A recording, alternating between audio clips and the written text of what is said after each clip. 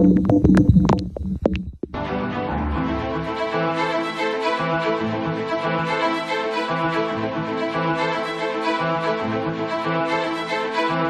están? Muy buenas noches, bienvenidos a Bote Pronto. Hoy estoy acompañado por dos mujeres a las que quiero, a las que admiro, a las que yo creo que usted conoce y que debe admirar, porque si no, ¿para qué?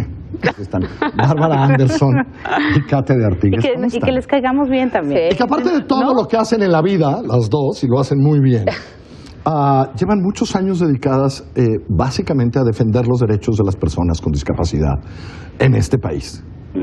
Mucho tiempo, con mucho trabajo, con un par de proyectos. Entonces, lo primero que quiero, y arranca quien me diga, es ¿cómo vamos en este sexenio?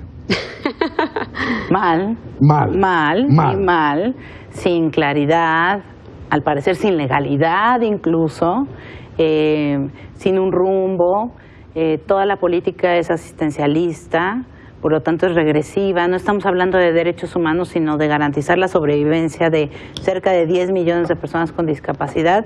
Y ahí se acaban las políticas públicas, becas, para garantizar la subsistencia. Se acabó la CONADIS. Es casi un hecho. Es casi un hecho. O sea, le han dejado morir de inanición a este consejo, que sin duda es importantísimo. Es un mandato internacional. Formamos parte de un acuerdo internacional que se firmó hace ya más de 10 años. Es el corazón de las políticas públicas que rigen en adelante. O sea, un poco lo que decía Katia, no solamente becas. Si necesitamos obligar... Eso, ¿por qué dice? Es importantísima la existencia del CONADIS. ¿Por qué? Porque el CONADIS en realidad es el responsable de las políticas públicas alrededor de las personas con discapacidad y sus derechos, en realidad. Tiene que ver con educación, tiene que ver con salud, con acceso a la justicia. Muchas de las políticas de mediano y largo plazo en todos los niveles de gobierno tienen este consejo como eje rector. Entonces es muy importante... Y se podía meter con todas las secretarías y decirle esto, era el rector de la política pública del Estado para implementar la Convención sobre los Derechos de las Personas con Discapacidad, que más México propuso al mundo gracias a Gilberto Rincón Gallardo. Paradoja de parajodas. Sí, o sea, México le propuso esto al mundo. Así es. Por Gilberto. Sí. La manera en que hoy atienden a las personas con discapacidad en Noruega es gracias a México, excepto en México. Es increíble, yo no tenía ese dato, que es por Gilberto. Sí. Bueno, llega el gobierno, todo es asistencialismo, este consejo no funciona. Pues este consejo lo han dejado morir, como ese barco. Es decir, las dos han estado y lo han dicho en redes y lo han escrito y tal. No hay director. ¿Qué dice el gobierno? ¿Qué les dice el gobierno? Si es que ven al gobierno. Si es que... Pues, on the record, realmente nada. Lo último que se dijo en la ONU fue una persona que trabaja con Marta Delgado anunció en la ONU, cuando aquí en México nos dejaron en ceros, que van a desaparecer CONADIS para crear un sistema para la atención de personas con discapacidad a la manera del de niñas, niños y adolescentes. Pero es solamente una declaración que confirmé con Marta Delgado, que dijo, sí, ese es el plan, pero no hay una iniciativa. La ley que forma CONADIS sigue vigente, pero no tiene titular. Tampoco tiene encargado de despacho porque ahora desaparecieron las direcciones generales y entonces realmente no puede hacer nada. No hay presupuesto. Carlos, nada. Sí hay presupuesto. Pero no lo puede ejercer. Pero no lo, o sea, es decir, no hay quien pueda firmar el gasto. No, porque si no hay un directivo que esté nombrado por el presidente, cualquier otra persona que llame a una asamblea, haga un foro o gaste un peso es ilegal. La solución de este gobierno, como para muchas otras cosas, ya pasó en las estancias y está pasando en otras partes, es básicamente... Asignación directa. Asignación directa. Dijo el presidente en el reporte que, ¿qué? 600 y pico mil. 110,000. ¿Cuánto dinero? Son 2.500 pesos bimensuales. O sea, 1.200 más o menos. 1.250. Sí. Directo. Directo en manos. Pero en realidad el proyecto original era para 1 millón de personas con discapacidad que tenían que cubrir ciertas características. Niños, niñas en principio de escasos recursos e indígenas. Era como el grupo meta. La gente de bienestar, de la Secretaría de Bienestar a cargo de este proyecto, hacen un primer censo y descubren de que con esas características, de las cerca de 10 millones de personas con discapacidad que hay en México, 2.5 millones están dentro de ese perfil. 2,5. 2,5. Ok. Pero que tienen presupuesto para 1. Ok. para 1 millón. Pero el presidente dijo el 1 de julio que solamente están entregando a 610,000. Entonces, del programa original falta casi el 40% de asignar. Si tú hoy adquieres una discapacidad o Bárbara o yo, es muy probable que ganemos menos dinero porque no nos podremos desplazar como antes lo hacíamos o nos corran de nuestro trabajo por discriminación. Y también en las personas más pobres, por múltiples factores, es más fácil que caigan en discapacidad. Entonces, el 54% de las personas con discapacidad están en estado de pobreza. Están en estado de pobreza. Sí. Pero otra vez, no es solamente una cuestión de asignación de dinero, y no estoy en contra de eso, y siento que hacía falta, y hay mucha gente que realmente no tenía ningún apoyo ni ninguna ayuda.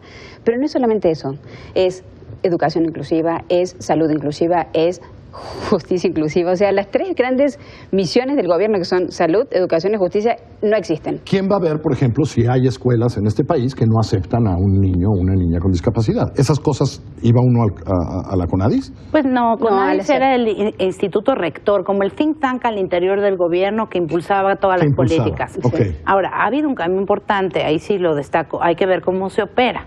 Pero el tercero constitucional ya dice que toda la educación debe ser inclusiva. Ahora hay que hacerlo realidad, ¿no? Hay que hacerlo realidad en un país. Escucho a Bárbara reírse. Que tengo un hijo con discapacidad y no consigo escuela. Pero no solo eso, la cantidad de gente que tú has convocado, porque tú públicamente has dicho el problema que tuviste, la cantidad de gente que se te acerca, ¿no? Muchísimo. Y que te escribe y que te dice, oye, en tal escuela no me abrieron la puerta. No me lo aceptan. En tal escuela me dijeron, vete no hay corriendo. Sí, o no hay beca. No estamos preparados para recibir. No estamos preparados, cosa que es verdad. O sea, las normales no preparan a las maestras para recibir a chicos con discapacidad, los sindicatos tampoco apoyan, la SEP tampoco da ni materiales, ni libros, ni capacitación a las escuelas, ni tampoco infraestructura. A todas las discapacidades. A todas sí, exacto, para llegar a la educación.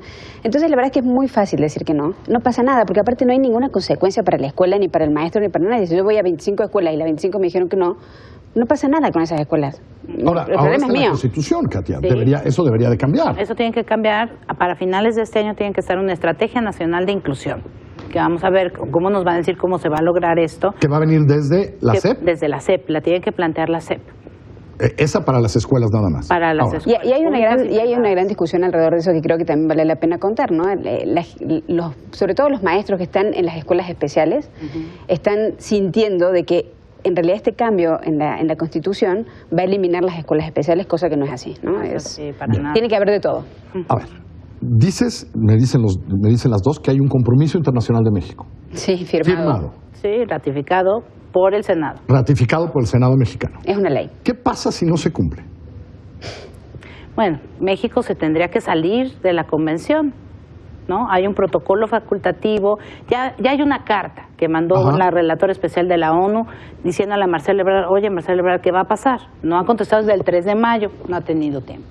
Desde el 3 de mayo. Desde el 3 de mayo le mandó la carta. No ha contestado. Porque Naciones Unidas sí está preocupado por esta situación. Claro. O sea que... Y manda recomendaciones al país. Nos va a mandar las próximas, Bárbara, en marzo, a más tardar del año que entra, porque hay una evaluación que todos los países que se obligan a hacer realidad esta convención se enfrentan a esta evaluación en la ONU donde tienes recomendaciones que tienes que cumplir. Eso va a suceder. Inevitablemente. Inevitablemente va a suceder, pero se va a encontrar de este lado con nada en la pared.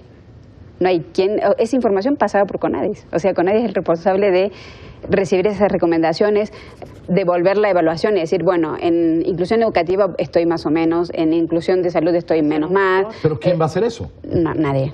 ¿La Cancillería?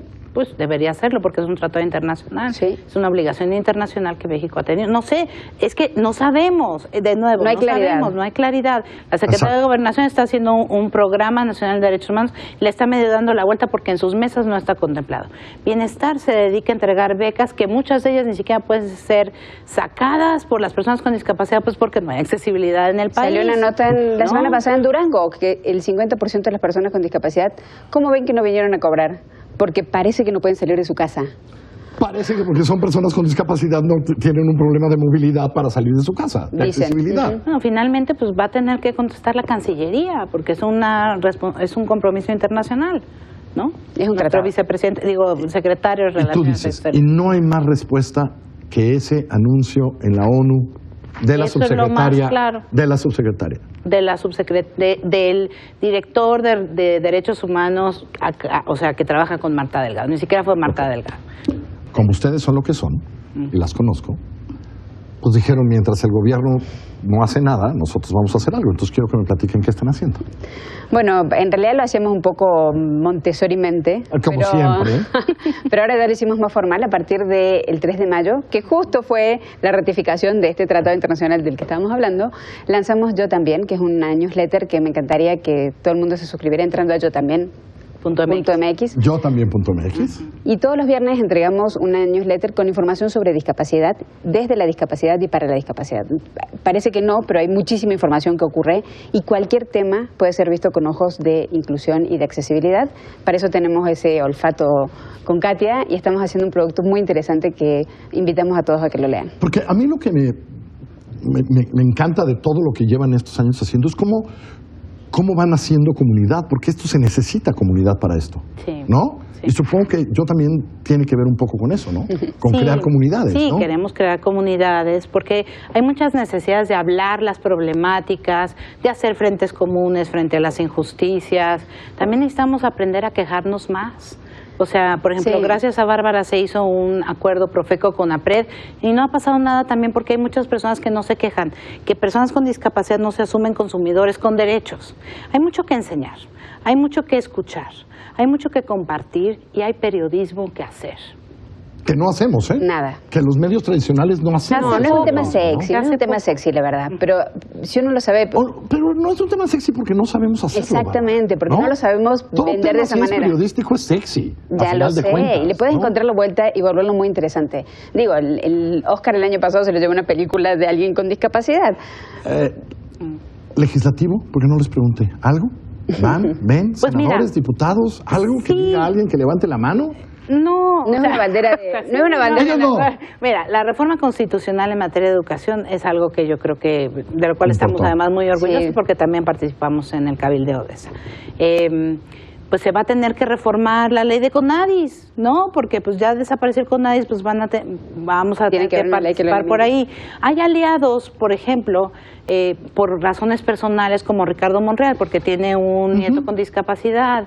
Es un tema que si lo explicas realmente, en mi experiencia de cabildera y como diputada constituyente, si lo explicas, la gente se suma y se mete porque todos vamos hacia la discapacidad, Carlos, nos conviene. Eso que me han dicho. Y hay algo muy interesante que tiene que ver un poco con el oficio que tenemos los tres en esta salita. Sí. Hay dos maneras de empezar a quitar la discriminación. Una es la educación, que te lleva décadas y te lleva generaciones completas, y la otra es la información. Uno discrimina en lo que no conoce y lo más rápido es informar. Queremos con Katia sacar a la discapacidad del closet. Queremos empezar a contar la historia de gente muy conocida o menos conocida que tiene a alguien con discapacidad en su familia, en su vida o ellos mismos. Sí. Este es un trabajo que ya vienen haciendo, que tenemos que hacer todos más. Por eso estos 15 minutos y los que ustedes quieran. Un par de mujeres increíbles de las que me precio ser su amigo y espero siempre ser. Así es. Un honor a las dos tenerlas aquí. Muchas gracias. Que les vaya muy bien. Mañana a las 9:30 estamos de regreso.